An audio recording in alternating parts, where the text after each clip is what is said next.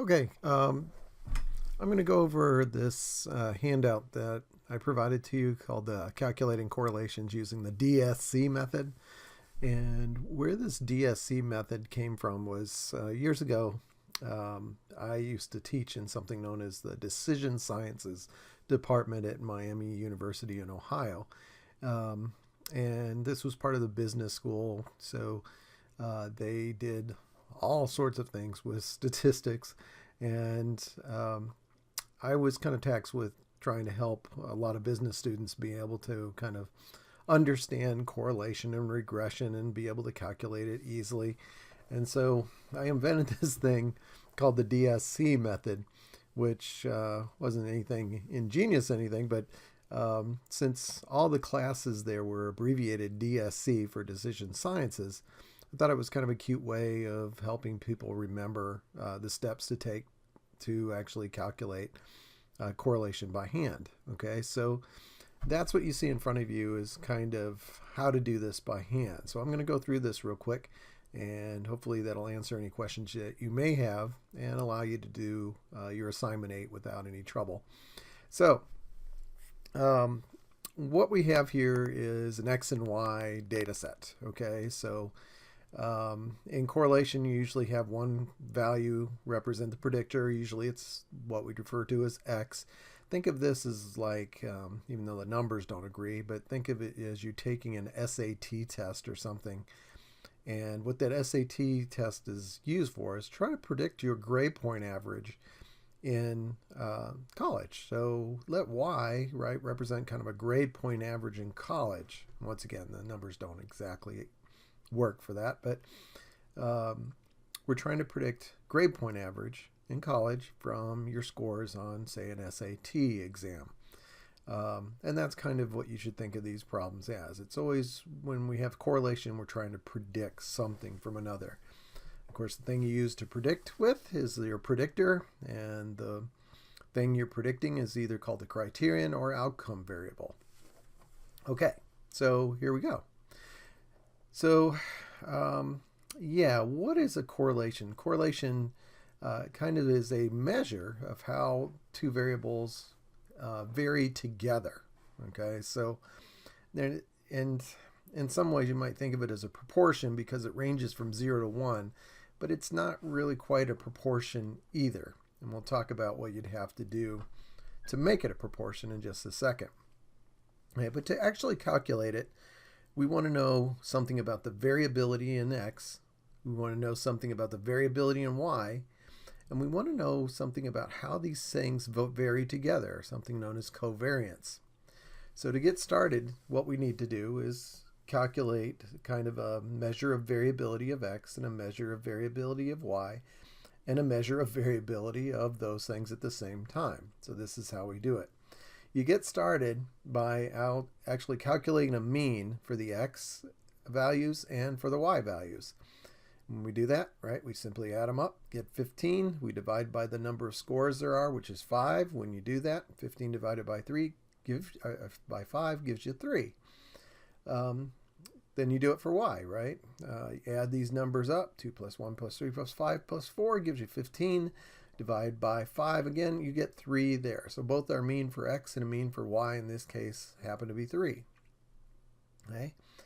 Then we take that mean and we want to know something about how these scores vary around X. So we're going to subtract out the mean from each one of these numbers, okay, which is going to give us a deviation score. Hence the D right here stands for deviation score. So when I take 1 minus 3, I get negative 2. 2 minus 3, negative 1. 3 minus 3 is 0. 4 minus 3 is 1. And 5 minus 3 is 2. Okay, so that's where these numbers came from. If you did everything right, when you add these together, because you have negatives and positives, they're going to sum to be 0. Okay, if they don't sum to 0, you've done something terribly wrong. Okay, we're going to do the same thing for the Y's, right? So the mean of Y is 3, so 2 minus 3 gives me a negative 1. 1 minus 3, negative 2. 3 minus 3 is 0. 5 minus 3 is 2. 4 minus 3 is 1. Okay, add those up. You should get 0, and that works. Okay, so of course we can't really work with these type of scores because you can't really take an average of them because the average would be 0 and that really doesn't represent anything because of the negative numbers. We got to get rid of the negative numbers, and the way you do that is always squaring those values. So we're going to square those deviation scores around x. So -2 squared is 4, -1 squared is 1, 0 squared is 0, 1 squared is 1, 2 squared is 4. Add those together and you get 10. And of course what we've just done is take the sum of the squared deviation scores. Okay, and that's our sum of squares for x. We do the same thing for y, right? Here's the deviation scores. So -1 squared is 1, -2 squared is 4, 0 squared is 0, 2 squared 4, 1 squared 1. Add them up, we get 10 again. Okay, so the sum of the square deviations about y are 10. Okay, if you're doing this problem on the homework problem, once you get these sum of squares, what I would recommend is going up here and actually kind of scribbling right in here and just covering up these two columns because you don't want to use them anymore. Okay, and you're going to be real tempted to do that because the thing that most people get wrong is this last column. And you'll see, what is this thing? Something stands for C. So you could think of C as standing for either covariance. What it actually stands for is cross products. Okay, but it represents the same thing. We need a measure of how things are varying together. So we're going to take the deviations about x and the deviations about y and multiply them together. So we're using these two columns over here, right? The ones under D, not the square ones. So to get this 2, right? It's -2 times -1 gives me a +2. -1 times -2 gives me a +2. 0 times 0 is 0.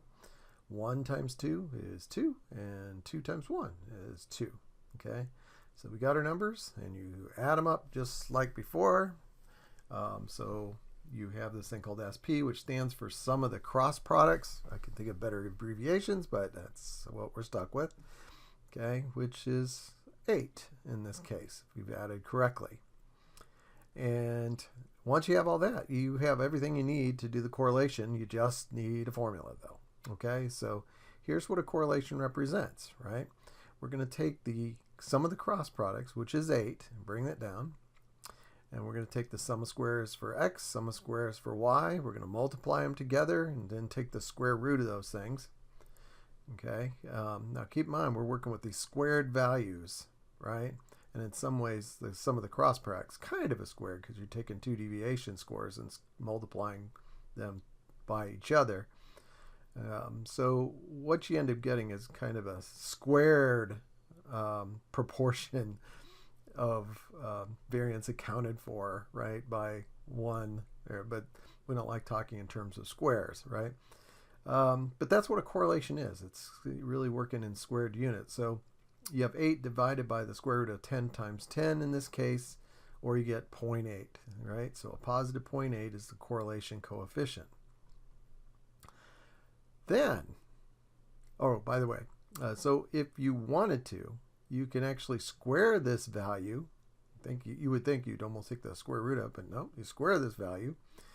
And when you do that, it actually will give you the proportion of variance that is accounted for by the predictor in this case. So if I squared 0.8, I get 0.64.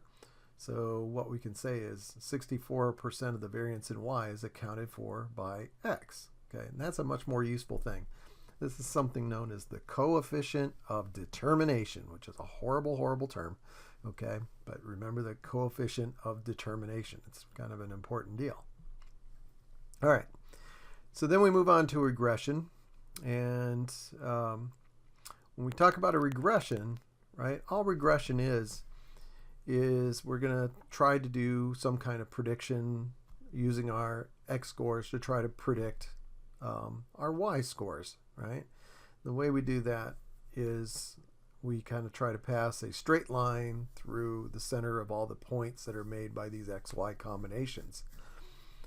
Okay, and if you remember what a straight line equation looks like, this is what it is, right? Y equals a plus bx. So to do the regression equation, we really need to know what a is and what b is, okay? And A is known as the y-intercept, and B is known as the slope coefficient. So to get these, we're going to start with the slope coefficient, or B. And to do that, you might remember slope is rise over run. In this case, it's going to be sum of the cross products. And of course, that actually has rise and run in that variable, right? Because we're taking the deviations of x times the deviations in y. Okay? We're going to divide that by sum of squares x, which is purely the run component, right? That's kind of our x values. And so in this case, you just substitute the values. You get 8 over 10. And so you got 0.8. And now you have your slope coefficient for the line, the regression line. From there, we're going to solve for a. So if you go up here to this main line equation, to solve for a, right, we could leave a alone and subtract bx from each side. So we'd have a equals y minus bx. That's what you see over here, okay? Now what we're going to do to get a is we're going to substitute the mean of y and the mean of x into the equation.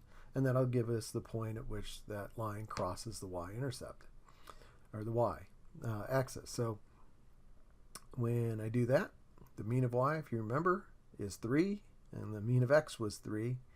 So we have 3 minus 0.8, right, which is what we just found the slope coefficient to be, times 3. And if we do all of that, you'll get 0.6 as your value for a. And now you have everything you need, so you just need to substitute in for y equals a plus bx. And when you do that, you get y equals, well, a is 0.6 plus, and then b was 0.8, 0.8 times x. Okay, and there you go. Once you have that, you're done with the assignment you have to do. This last part down here is you don't have to do anything on your assignment 4, but you should kind of recognize what these are. This pretty much was our original data, right? And what we did is substitute a value of these x's values into our equation. So when you do look at the equation, right, y comes out to be 1.4 when x is 1, 2.2 when it's 2, 3.0 when it's 3, right? 3.8 was 4, and 4.6 when you use a value of 5, okay? And you could graph that. You'll see these things are on a nice straight line. But the more interesting thing is that we can take these predicted values of y, subtract them from the expected values of, well, the actual values of y, and we'll have a measure of how far off we are, right? So something known as a residual, right? The distance between the predicted y and the y. Another name for residual, you should realize, is error. This is how far we're off. So obviously the smaller these residuals are, the better your regression equation. Okay, and that pretty much sums everything up for your assignment. Just make sure that you do show your work. If you have to, you might do it by hand. Take a snapshot with your camera and just upload the picture. That'll work just fine if you want to do this, actually write handwriting and so on. Okay, but if you have any problems, any questions, just send me an email.